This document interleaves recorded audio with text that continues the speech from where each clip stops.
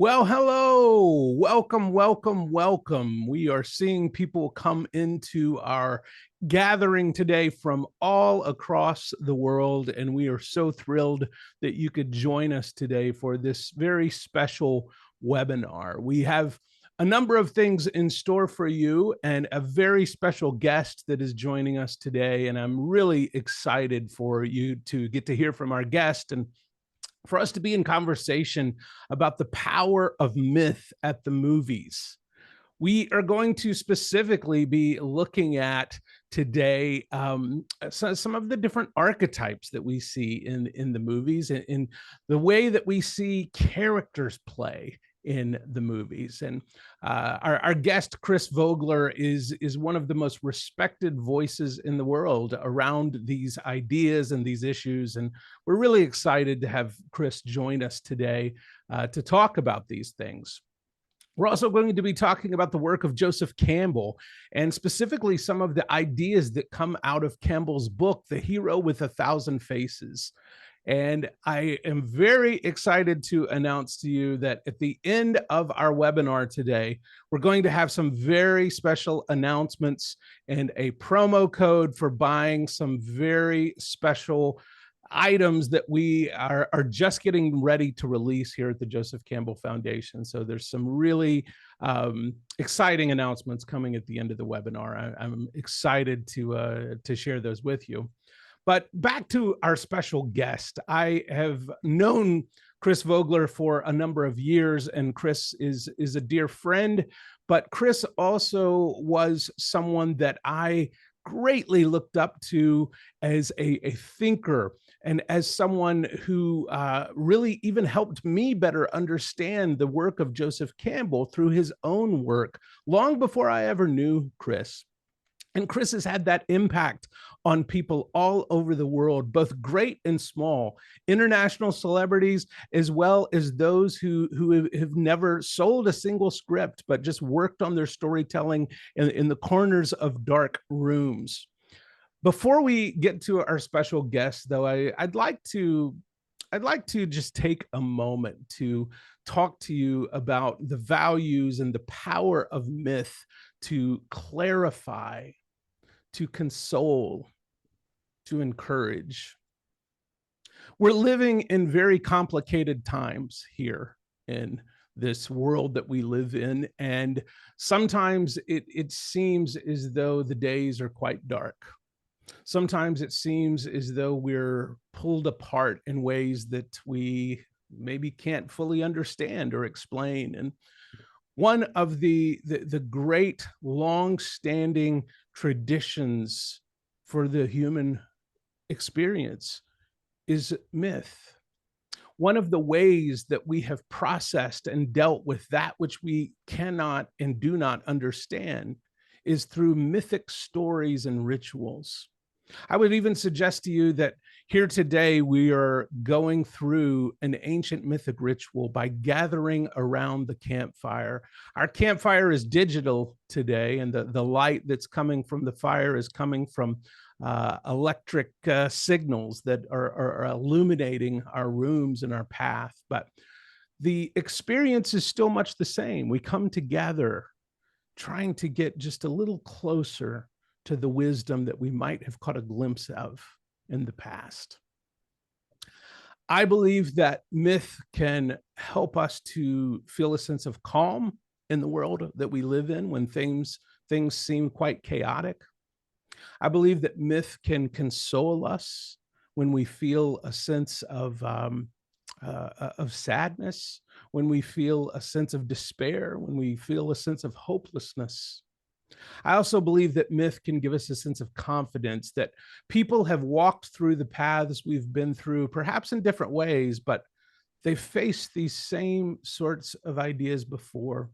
People have faced evil since the beginning of time, and yet they have managed to walk through it, to come out on the other side. I think that's one reason we love these stories so much. Mythic stories remind us not only of how people have lived in the past and who people were, but who we could be. I am very excited that you have decided to join our team this morning in bringing this material to you. I want to welcome the team from the Joseph Campbell Foundation. Jason Batt is our technical wizard. He's handling all things technical for us, and he's responsible for so much of what we're able to accomplish through technology. My name is John Bucher, and I'm the executive director of the Joseph Campbell Foundation. We'll be getting to our special guest, Christopher Vogler, here in just a few minutes. But you know, Chris is the author of The Writer's Journey, as well as several other works, and someone who's just been very influential in the world of storytelling. We also have Tori Yates-Orr, our content curator, and Tori is helping us with the Q&A that we'll be getting to later. And Stephanie Zachowski, our director of operations, and Stephanie is helping us with the chat. And we really appreciate every single member of the team that's helping us this morning to bring this content to you. And I would love to begin a bit this morning. You've already beat me to the punch in many ways and started to tell us where you're from. But if you haven't told us where you're from, please join us in the chat. Tell us where you're from. And perhaps even if you have, tell us if there's a particular archetype today that is uppermost in your psyche. Is there an archetype that has been at the front of your mind that you've been considering lately? I wonder if many of us are sharing the same thoughts and ideas about these energies that are existing in our world. I am seeing all sorts of things come into the chat. I'd like to invite our director of operations, Stephanie Zachowski, in. And Stephanie, what are we seeing in the chat? Where are people joining us from today? Absolutely everywhere. Yeah, it's just wonderful to see all of you here sharing this space with us. Yeah, it's absolutely incredible. And then we have some archetypes popping in. We have the trickster coming in, Anima Animus. Let's see. I was thinking that it's coming by so quickly. I'm kind of trying to check this out. Yeah, Shadow, Innocent. Yeah, Empath.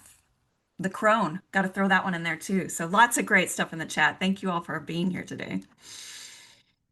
You know, we at the Joseph Campbell Foundation have been really emphasizing different archetypes this year and looking at certain archetypes. And I think, you know, it might be helpful for me to just mention a couple of those. One of the archetypes that we've looked at this year is what we refer to as the sovereign archetype. And, you know, the sovereign, like any other archetype, has you know, a light side and a shadow side. It has things that we can you know, offer to the world when we're operating in that energy, things like leadership and dignity, things like discernment and boldness and respect. We also, though, of course, see the shadow side of this archetype, because when it's operating in its shadow energy, we see tyranny and control, domination. We've had a number of people this year writing about this particular archetype in our Myth Blast series.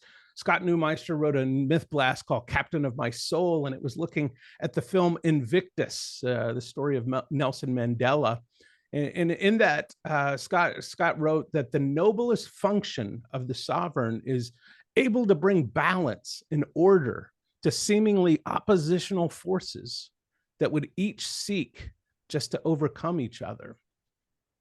Stephanie Zachowski, that we saw just a moment ago, wrote a Myth Blast where she looked at Wonder Woman, and she said that the stability and resources to choose their own paths, to hold power and authority in their own lives, a safe space that allows creativity to flourish, for inhabitants to grow into the fullest version of themselves. We see this in that sovereign archetype. Joanna Gardner wrote about a film called The Lost King. And in this film, she saw the sovereign archetype, saying the inner sovereign's jobs include making decisions for the short term and the long term, charting a course to help the realm blossom and thrive. and figuring out how to deliver on the soul's goals. And Christina Dreiser also wrote a myth blast for us around this archetype, looking at the story of Queen Elizabeth I in a piece called The Alchemy of Mythic Sovereignty and Elizabeth. And Christina wrote that this film is a tale of the highest form of sovereignty, the longest road from the self-doubt to the sacred, stewardship to become a vessel for something larger than her everyday self. Chris Vogler, I would love to invite you into our conversation. And Chris, you're someone that has thought a lot about characters and archetypal characters. And, you know, you were sharing with me earlier this week in an email some of what you had been thinking about these archetypal characters. And I wonder if we might start today. You know, I've explained a little bit about the sovereign archetype, but let's zoom out just a little bit and think about archetypal characters in general. What comes up for you, Chris? What do they cause you to think about? Well, as I was preparing for this last night, man, my brain just got very hot. All the wires, all of the synapses started sparking because I was reviewing, how I got here and how I sort of found this path, this wonderful, shiny, attractive, but sometimes dark and mysterious path. And it seems, if I really cast back, it does have something to do with discovering just the fact that there were archetypes. And the sort of path for me was my mother and my grandmother read me the classic fairy tales. And then I had the Disney versions of those things. And in those, you can see some of this sort of cast of characters. That there might be a young person who is seeking for something or they've lost something. And so that generates the energy of the story that they have to recover that. And then they meet all these characters along the way who might be shapeshifters, they might be allies, they might be mentors, they might be shadows. So I started noticing from a very early age, 5, 6 years old, these are intriguing patterns. And I'm just, as a person, I'm just drawn to that, to recognizing shape that appears somewhere and then it appears in a slightly different way in a movie or in a TV show or something. And I just love collecting those and comparing and contrasting them. And then a real key thing for me was a period when my mother was in the hospital and my dad was left to take care of me. And I had injured myself. I had twisted my ankle, so I couldn't go out. And my dad was a construction worker and not a very verbal guy, not a literary type person, but he took it on himself to amuse me by going to the library and bringing home a stack of books. And his selection of books was such a pinpoint, accurate assessment of me and who I was going to become, because he brought me a stack of myths of all different countries, starting with the Celtic and the Scandinavian, but then the Greek and all the other classical things, and on and on. And I don't know how he knew that, but this idea of myths hadn't really entered my mind. I was maybe 11 or 12 years old at this time, but there it was. And immediately I started seeing there are patterns here, that each of these mythological constellations is like a family, and there is a father and a mother and some kind of sovereign ruler, and then people or entities doing all these different functions, all these different jobs of hammering out the armor and throwing the lightning bolts and building the palaces and all the mythic functions.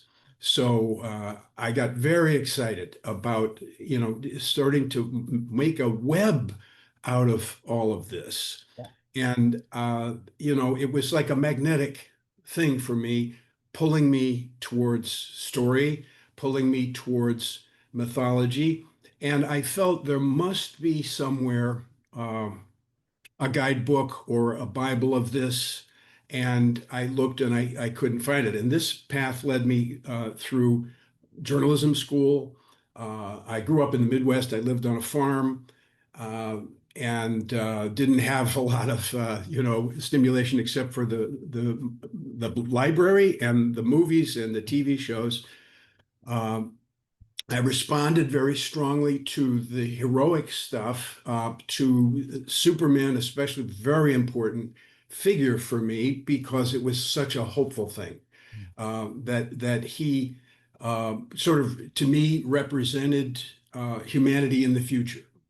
And much later, jumping ahead 30 years, I was actually hired by Warner Brothers at some point to do a mythological or psychological analysis of Superman when they were developing different ways of handling him or developing movies around him.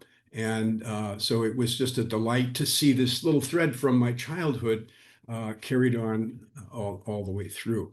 Yeah. So I just followed this trail of where's the map, where's the guidebook, and to make the long story short, I found it in film school at USC. We watched a film called The Boy with Green Hair, and this is about 1976 or 7. And it's a very odd film, kind of a parable about immigrant children. And there is a boy who mysteriously appears shaved bald, and as his hair grows in this small town, his hair comes out green, and it's very disturbing to the people, and they want him to cut his hair and wear a hat, and he's ashamed and doesn't know how to handle this. But there was something there, and I said to the professor, I don't know why, it just seems like they're touching his hair, everybody's patting him on the head in a kind of ritualistic way, almost mythic way. And the professor said, "What do you mean?" And I said, "Well, I don't really know. It just feels like the word mythic belongs here." And he said, "Go to the school library and get a book called The Hero with a Thousand Faces by Joseph Campbell." And I took this book on the bus on the way home, and I'm a quick study. I can quickly, that's just one of my natural things, is I can quickly vacuum up ideas out of something. And by the time I got off the bus, my whole life was changed. I was transformed because this is what I was looking for. This is the skeletal thing. And I felt like I had been in a forest and I had seen the foot and the piece of the neck of some enormous creature. But Campbell had been in a higher position because he was better educated and smarter than I am. And he could see the whole thing. And he laid out every bone in that skeleton and every organ. And oh, thank goodness I found that, because I'd really been scratching and seeking for this. And it came at an opportune time, just as the first Star Wars movie came out. And then bang, there's the proof. There's the evidence that this is not just an academic thing. It's wonderful as an academic thing. It's wonderful as a psychological tool. But I was thrilled by the practical application of it for the movies, which I felt needed something. There was something missing. And the Star Wars came along and obviously proved the case very thoroughly. So that's sort of my path into this. And the archetypes all along kept coming up as reminders that there's a pattern and that there are repeating energies in these things. Yes. Chris, I love that story so much. And what a fun story for us to be able to hear here at the Joseph Campbell Foundation.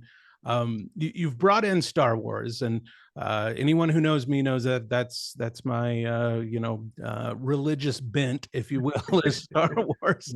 And my favorite part about Star Wars is really the exploration of the shadow archetype in Star Wars, and the complexities of that exploration of the shadow archetype. And I wanted to mention, as we move to talk a little bit about the shadow archetype, which a lot of people mentioned in the chat, was one that they are dealing with. We've had a number of myth blasts that we've posted this year about the shadow archetype. John Bonaducci wrote about Michael Mann's film Collateral and the shadow archetype there. Our own Stephen Geringer wrote about the shadow archetype in American Beauty. And Stephen said, when I react to individuals or situations with disproportionate anger, that emotion is fanned by shadow projections, allowing me to hate those parts of myself without actually owning them. Our own Jason Batt wrote about the shadow archetype in Thunderbolts, and he took the superhero film and he asked, "Am I courageous enough to fully love all of me, not just the parts I'm proud of, but the rejected, fractured, painful, and embarrassing shards of me?" This reminds us of the powers and possibilities of the shadow archetype, that the shadow archetype, that energy can bring us toward insight, towards knowledge, towards acceptance, towards integration, towards potential, towards intuition. But as we're very familiar, the shadow archetype also is full of pitfalls and perils, full of unconsciousness, full of rejection, full of immorality, fragmentation, destruction. Our director of publications, Brad Olson, wrote about the shadow archetype through the film The Godfather, and looking at Michael Corleone. And Brad said, trying to preserve the old world, the old fallen world, trying to set it aright, Michael Corleone loses his own soul and gives himself completely to the shadow. Not only to his personal shadow, but to the collective shadow that drives his family. We had a final myth blast around the shadow from Leila Panetta, and she wrote about the shadow and Psycho. Chris, I'm interested about your thoughts about the shadow archetype and whether that's in a particular film or the way that it plays in many films. But what comes up for you when you think about this shadow archetype in film? Well, my ideas about these things evolved, and they started with kind of simple things that you would see in an old-time movie serial or in a TV show like The Lone Ranger, half-hour show where there's a bad guy and a good guy, and a guy in a white hat, guy in a black hat, and maybe some little love interest off to the side. And maybe there's a sidekick, or Tonto is the hero's friend, something like that, ally.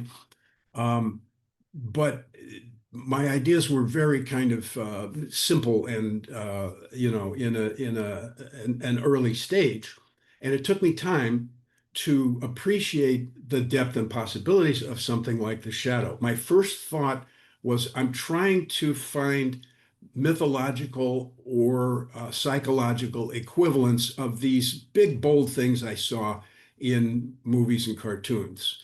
And there's some of it in Campbell, and some of it comes from Carl Jung's writings. That was a big input on top of Campbell. That was one of the things that helped a lot. And another was because he talks extensively about the archetypes and the sort of infinite possibilities there, but also a Russian theorist named Vladimir Prop, who wrote about the folktales of Russia and found these jobs that the characters have to do. And that one was a big insight to me because it freed me from the idea the villain is the villain or the shadow. I sort of parked the bad guys under the shadow name. I parked all the lovers and girlfriends and boyfriends under the shapeshifter. I put all the clowns under the trickster and so forth. But with the shadow, I evolved with this as I looked a little more deeply into Prop and Jung. Prop just said, get away from the idea that they will look a certain way or behave a certain way in the story because you've decided that's the villain. Um, Everybody could act villainous. It was a job and a mask, and every character might wear the mask of the shadow in relation to others. That the villain might be a nice person or a good-hearted, positive person, basically, but they might have to wear a dark, shadowy, scary mask to intimidate somebody or bluff or have some reason. So it loosened me up about that. And then I found sort of a universal principle that works with all the archetypes, which is that they seem to exist on two axes. One is inner and outer. So there's an outer shadow and an inner shadow. The outer shadow might be your opponents, the people who drag you down, the people who threaten you or try to dominate you. But you've got an inner shadow, your own guilt, your own bad idea of yourself, the things you can't stand, and all of that lives inside you. So that's one axis, inner and outer. And then there's a positive and negative axis. So there may be negative shadows that hold you down, that hold you back, that scare you, that paralyze you. But there are also positive versions of the shadow. The shadow rules over fear. And so there is a place in your development where you make friends with fear, and you sort of recognize, I'm stuck here. I'm afraid. I don't know what to do next. You know what? That's probably my shadow. So let's open our eyes and look at that shadow and actually open a channel of communication with it and say, Mr. Shadow, you are part of me and I need you. You help me sometimes to avoid problems. You store the guilts and the self limitations. You sort of cherish those things for me, and you can be a problem, but there's also value there, and so I respect you. I really like to think in terms of this kind of communication when you're writing. I think you access these ideas. So positive and negative, inner and outer, and that works for almost everything in this mythological, movie-oriented storytelling universe. Inner and outer heroes, positive and negative versions, anti-heroes, and so forth. Everything exists on those two axes. Oh, Chris, I really love what you've said here about the shadow. It reminds me of what Campbell said, about fear, that the cave we fear to enter holds the treasure, that we see, which I think is spot on to what you're saying.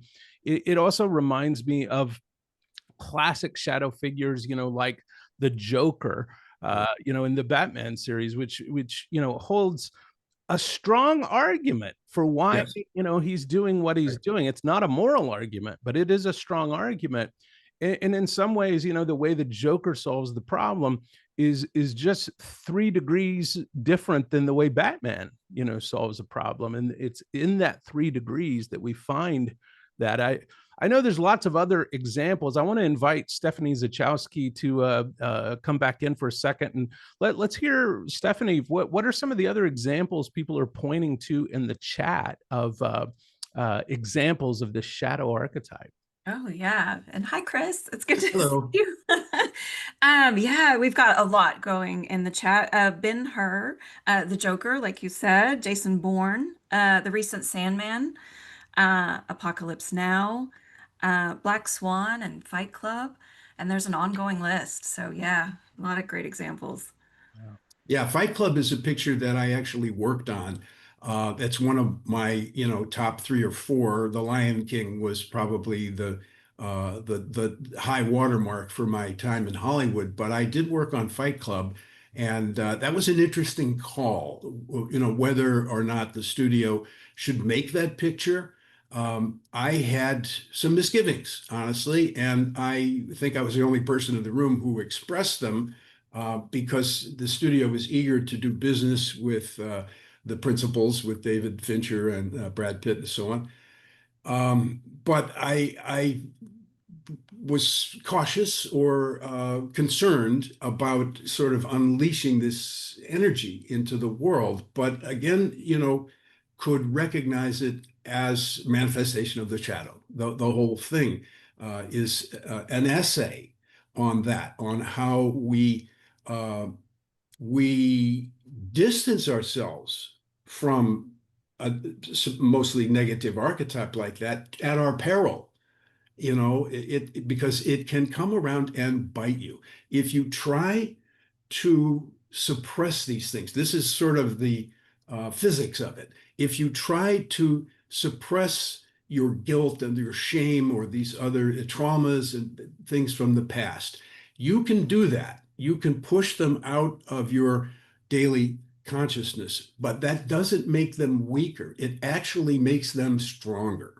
The more you put energy into suppressing them, the more they start to boil and bubble inside you. And then it will come out, as it does in Fight Club, in these, changes in your behavior, or what they call Freudian slips. I had a comical little example of this when my wife and I were planning our wedding. And at one point, I said to her, we have about 3 weeks before the wedding, so we have time to hire a musician for the funeral. So let's get ready for that. And my wife said, whoa, whoa, whoa, whoa, whoa, whoa, whoa. You just said funeral. And I said, no, I didn't. And she said, yes, you did. You said, get ready for some music for the funeral. So I know what you're thinking deep inside. I know what your shadow is thinking. It's thinking this is the end of your bachelor life, and part of you is going to die. I would have hung on the hook of that for a long time, except she made the same mistake a day or so later.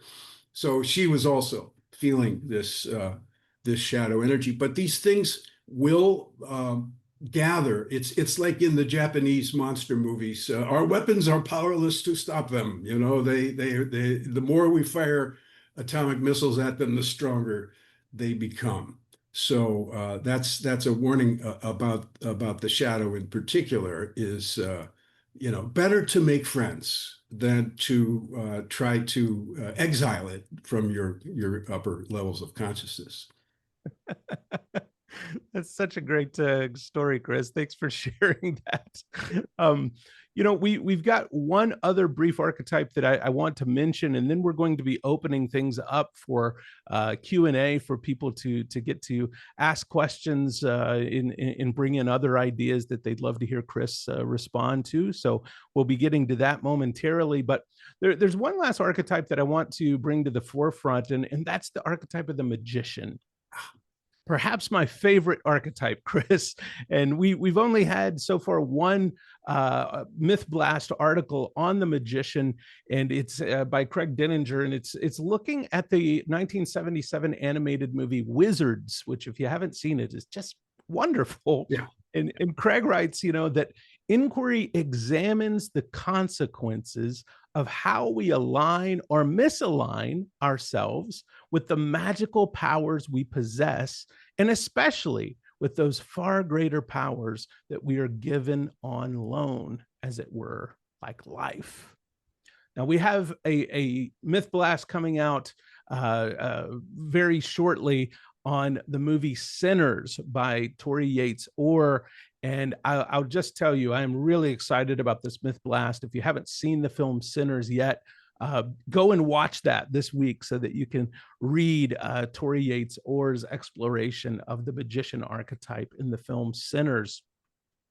The magician archetype, holds great power. There's powers of healing, of creating, of miracles, of wisdom, of wonder, of surprise. But like every archetype, there's a shadow side. The pitfalls and perils are that the magician energy can bring manipulation. It can bring deception. It can bring illusion. It can bring cynicism. You know, that magician archetype, Chris, is one that we see, many times in very literal senses in films, and sometimes it is, in less than literal senses, but more metaphoric senses. Chris, what comes up for you when you think about that metaphoric um, idea of the magician in films? What does that archetype mean for you? I think it is another example of how the archetypes and all these other sort of shapes and forms that we find in the hero's journey universe are wish fulfillments. We wish there was a hero, and we wish there was an external expression of the monster or the shadow so we could deal with it. There's motivations for wishing these things would exist, and the magician certainly is one of those. Don't we all wish there was some wizard who could wave a wand and fix things or heal things? And this must be a very, very deep, ancient wish, because as Mr. Campbell pointed out, uh, there it is in the cave paintings in southern France.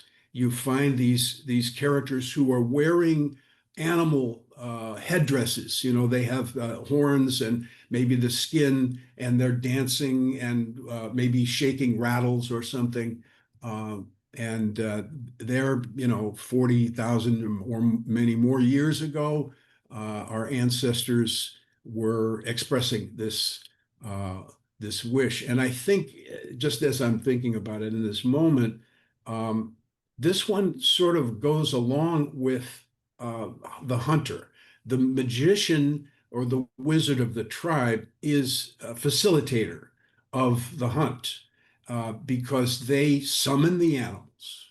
They have this ability to cross between the worlds. That's the idea. We haven't used the word, but the shamanic or shaman idea that goes through so many cultures is that idea of an interceptor or interlocutor between our world and the spirit world. And they have the ability to climb up in their dreams and their trances to that other world, and they bring messages back down to us. And then they have, an array of skills and tricks that they use. They merge sometimes, as you've suggested, with the trickster archetype, because they sometimes will use illusions and deceit and trickery to suggest things to you.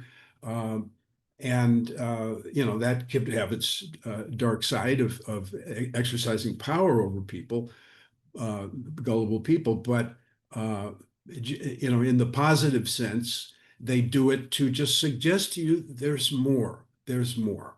And personally, I think that we all have the full cast of characters in us, and that each of us has access to more power than we think we have. I sort of grew up reading science fiction magazines and comic books and so forth, and kind of got the idea, if you can think it, you can do it. And so, I spent a lot of time trying to levitate and put my hand through walls and things like that. And I can't do those things, but there are other things I can do that are out of the normal range. I have a little bit of the sort of Reiki hands-on ability and can move energy around in someone's body. And if I put my hand on someone and I think certain thoughts, they get the same thought. They see the same picture that I'm projecting. So I take from this that the given boundaries that society puts around us, that your body stops right here. This is the edge of your body, and there's no more of you outside of that. That's not true. You know, that your body extends, you have a magnetic field around you, you have a field of energy around you, and you can manipulate that, and let's hope in a positive way. And that was a real fundamental choice for me when I was first developing these ideas. And I kind of had a vision about it after I worked on a term paper about Star Wars, about the first Star Wars movie. And I was sitting in recovery after having stayed up several nights to make the deadline. And I had a kind of vision, and it was presented to me. This hero's journey thing is really important, and you've got it. And so you can go positive or negative with this, or do whatever you want with it. But we kind of hope that these were like spirit guides or angels speaking to me in my head that said, what do you think? And I went, oh, positive, absolutely positive. The world needs, we don't need other, dark versions of these things. There's plenty of that. So let's be positive. And my guide said, good.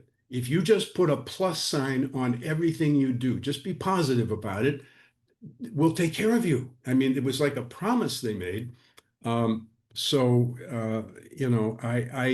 in some ways took on the cloak of the wizard, in the sense that I set myself up in the studio system as a guy. I know stuff, I know things, and I have the abilities to, read a script quickly and tell you, pinpoint exactly where it's weak or needs improvement.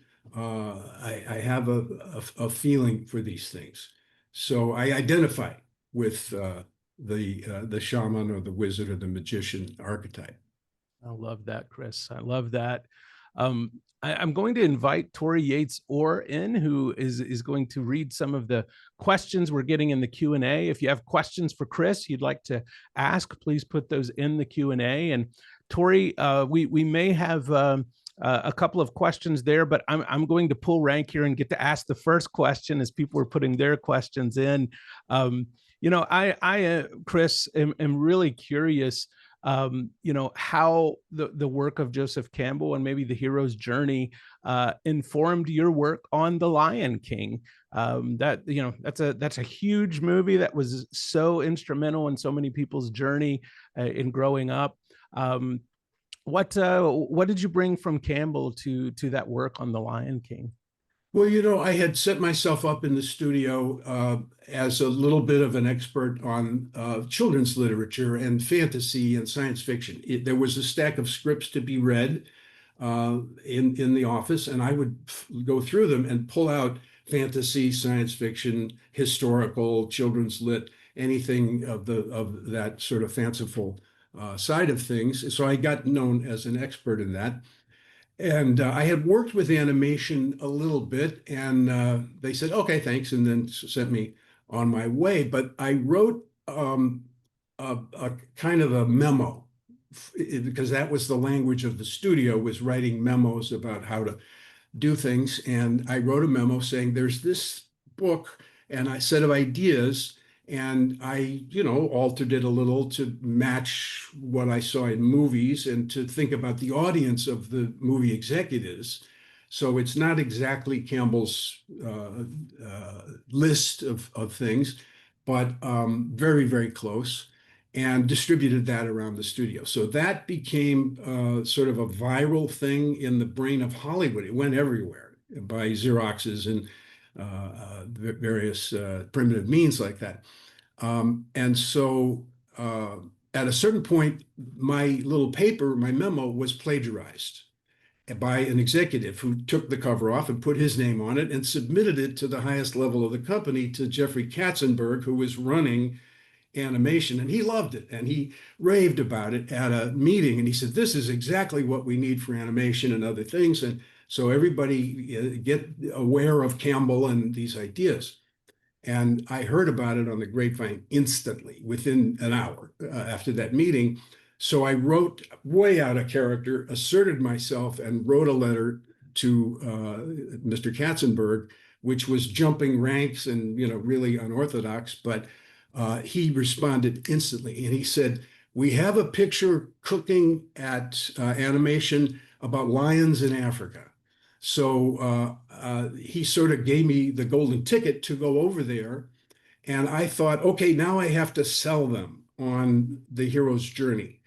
So I steeled myself for that. But I walked in the door, and in the lobby, there was a corkboard with Post-it notes stuck on it.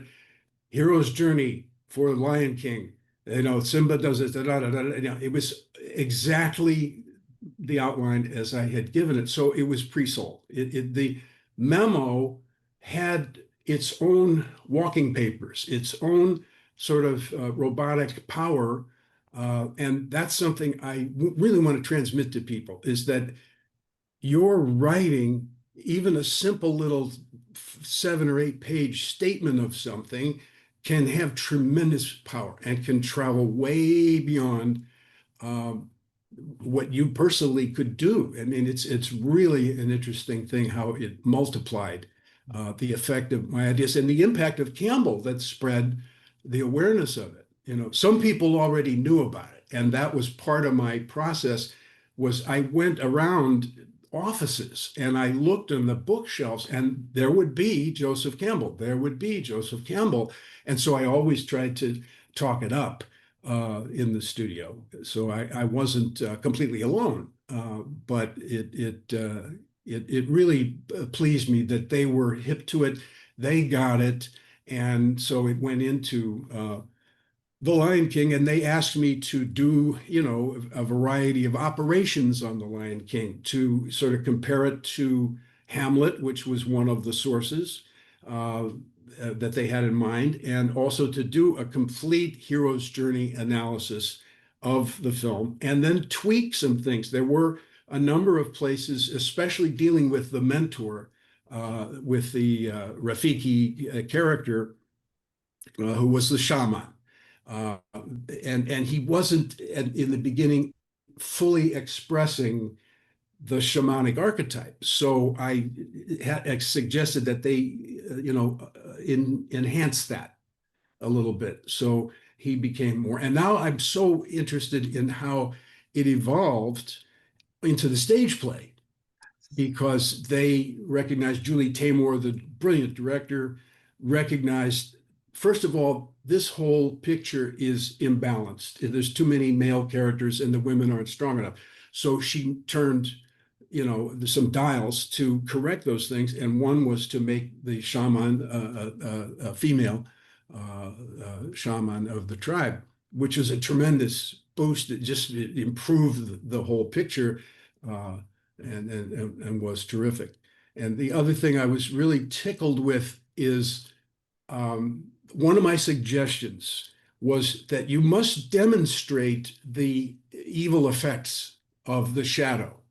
And this idea wasn't in the original versions, that the fact that Scar took over and murdered the king and exiled Simba should have some rippling effect, and it should erode the community, and it should show in environmental things. So I said, you got to have the lake dry up. And they immediately put that in, and it survived into the stage play in a brilliant way. I just adore this simple stage magic. And what they did is, at the beginning of the second act, they show you, this curtain comes up and there's just a blue piece of parachute silk on the floor that represents a pond. And all they did was drill a hole in the floor and stitch a little bit of fishing line to the middle of this parachute silk. And somebody under the stage pulled it down. So the watering hole slowly dried up and sunk down into the floor. And I just was, when I saw the stage play, I was so thrilled that this idea survived, but it survived in this brilliant, simple, shamanic way. It was the kind of effect that the shamans would do. It was really right in tune with that energy. So I was thrilled to see the full cycle. Oh, thank you for that. Well, we want to make sure we get time to hear some questions from the audience. So, Tori, please. Of course. So we've gotten a few questions talking about, does a character in a film channel just one specific archetype, or can a character express multiple layered archetypes? And in that way, can we express multiple layered archetypes? Well, as I said, I evolved, and my first, few semesters dealing with this was the hero's the hero, the villain is the villain, the clown is the clown, and they'll behave that way all the way through. And as a screenwriter, they'll do what I tell them to do. They'll behave and they'll stay in their box. And then I grew up a little bit and I realized, well, life isn't even like that, let alone movies and stories. So and especially with the influence of Vladimir Propp and his idea that these are just masks and jobs that the characters do, I became much more flexible and realized, hey, in a good story, everybody should get to wear every mask, and show the full range of human possibilities, dark and light, positive and negative, inner and outer, of everything. So I really loosened up, and I recommend that to people, that you think about it, that you can pick a character and say they're generally going to be the hero or the shadow, but you're not dealing fair with the audience unless you let them express the other human possibilities. Thank you, Tori. Let's go to another question. I love that. I love that. I think we all contain multitude. So Yes. I think Mark asked, any thoughts on using myth, archetypes, and the hero's journey to create a movie that doesn't just exemplify the hero's journey, but fosters psychic transformation for the audience themselves? So the audience themselves. Yeah, I think that we're certainly in a place, sort of on a platform here, where we have very thoroughly explored some of the basics around this. Everybody is pretty well up to speed on the heroes and the shadows and the mentors and so forth. But there's room now, and a crying need, I think, for collective expressions, for stories that recognize that we aren't islands. We're part of continents that include other people. So let's leave room for that. And that is already a rich tradition, sort of outside of Western thinking. Because as you look around the world, you find cultures that aren't that interested in individual heroes the way we are. That we have this idea one person can change the world, and that's fine, and it's true sometimes. But there's also an idea of the village or the family or the whole nation sometimes, that has all the archetypes within it, but operates almost as a hero would operate in a conventional Western story. Great, thanks for that, Chris. Tori, what's next? Another question? So speaking of those stories, Tim O'Hare asked, with attention spans shortening throughout the world, how can we make short form possibilities that can help guide the new generation with myth and story? Yeah, well, my attitude about this is that storytelling is fractal, let's say, that it operates as the fractal mathematical formulas do. They generate drawings. Let's say you make a drawing with a fractal program or formula, and it will make a spiral. But as you examine the spiral in greater magnification, you see it's made up of many smaller spirals. And those spirals are made up of even smaller spirals. And you can go to infinity with that. And I think the same is true with stories, that this mythological machinery, if you want to call it that, or let's make a more organic view, this heartbeat can be detected in the longest epics and in the smallest little fragments, even down to a single image. I mean, this was a lot of the deal in the ancient world, was that they felt you could condense an entire mythological story into a single image. And that's the one they would put in the statue or on the plate or, in the wall painting. And it still would resonate, and it still would bring all the riches that you would get from telling the whole story. So I think these things work at all levels of magnification, and we need to be adept at both, because there is an appetite on both ends. There is, of course, now we want quick and short and down to just a few frames. But at the same time, that generates an appetite for a real deep dive, where we live with characters for a long period of time. And everything you learn in stories like that transfers over to the short form, because it fills in all the blanks. And I think one of our, let's say, challenges as storytellers, but also our opportunity as storytellers, is that the audience is sharper than ever before. They're better versed. They've seen more stories than anybody in human history. And so, and some of them are very, very skilled at expressing them and doing fan fiction and all the other things. It's sort of blown from being a specialized skill. It's become something handed out and available to everyone. So I think we're facing some opportunities here, but you can get the punch from even the most concentrated version of the thing. And I've worked a little bit with, okay, out of my 12 or out of Campbell's 16, 17 points, what are the absolutely necessary, essential ones? And it seems that there needs to be a statement of some kind of problem or lack, something's missing. There's a period of confrontation or struggle about that, and then some kind of a resolution. So first act, second act, third act, and you can get that down into a little sequence, or even down into a shot. Well, we are going to be moving towards our closing time. Thank you for all those questions, everyone.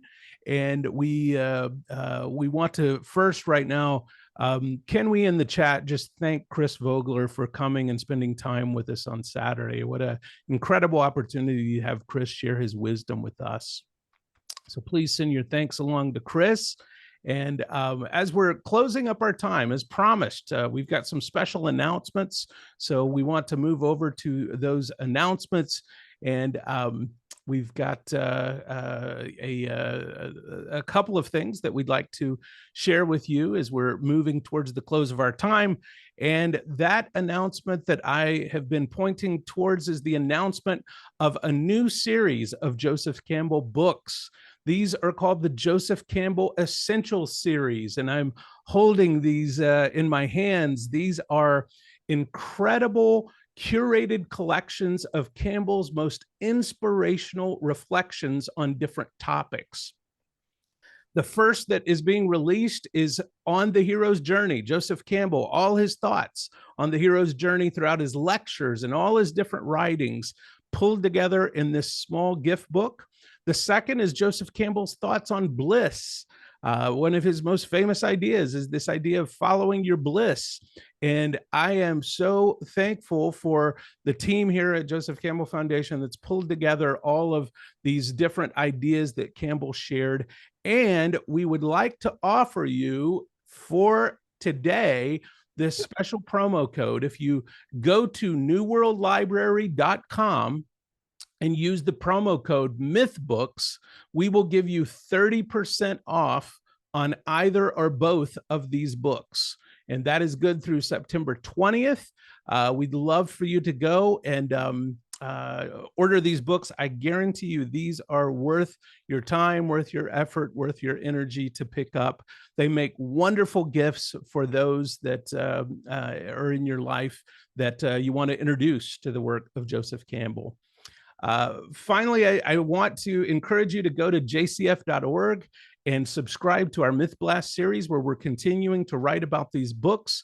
We'll be having another webinar coming in December, and we invite you to come and be a part of that. Thank you so much for attending today and coming and being with us. We really appreciate your time and look forward to seeing you in our next webinar. And one final thank you to Chris Vogler for coming and sharing his wisdom today. Thank you so much, Chris.